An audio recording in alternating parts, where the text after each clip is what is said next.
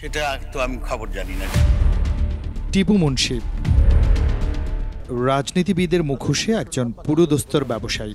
2018 সালে বিতর্কিত নির্বাচনে আওয়ামী লীগ টানা তৃতীয় মেয়াদে রাষ্ট্র ক্ষমতায় এলে বাণিজ্যমন্ত্রী হন টিপু মুন্সি।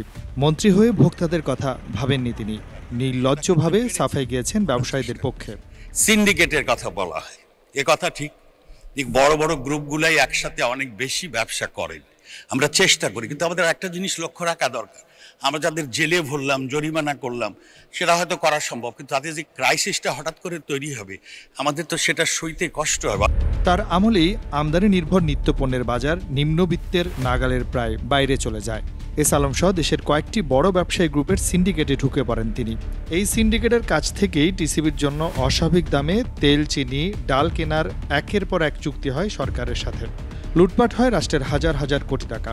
লুণ্ঠিত অর্থের বড় অংশ পান শেখ হাসিনা সহ তার পরিবারের সদস্যরা। ট্রিগার টিপাটা তো ইজি, এবার গুলি একবার বেরিয়ে গেলে তো জানা যাবে না। টিপু মুন্সি বাণিজ্যমন্ত্রী থাকাকালে বাণিজ্যের আড়ালে সবচেয়ে বেশি অর্থ পাচার হয়েছে। 2022-23 অর্থ বছরেই রপ্তানি আয়ের $12 বিলিয়ন দেশে আসেনি। বাংলাদেশি মুদ্রায় যা প্রায় 1,40,000 কোটি টাকা। শেখ পরিবারের যোগসাজশেই এই অর্থ পাচার হয়েছে বলে বিশ্বাসযোগ্য অভিযোগ রয়েছে। সিন্ডিকেট আছে, সিন্ডিকেট ভাঙবো বা কিছু এই ধরনের কথা তো বলি। টিপু মুন্সি নিত্যপণ্যের বাজারে যে আগুন লাগিয়ে গেছেন এখনও নিয়ন্ত্রণে আসেনি। খাদ্য মূল্যস্ফীতি এখন 14%-এরও বেশি। সক্রিয় আছে সিন্ডিকেটও, যা ভাঙার চেষ্টা করছেন বৈষম্য বিরোধী ছাত্ররা। বাংলাদেশ ভোক্তা অধিদপ্তর থেকে ঊর্ধ্বতন দায়িত্বশীল এসেছে বাজার মনিটরিং করার জন্য। আপনারা আমাদেরকে সহযোগিতা করুন।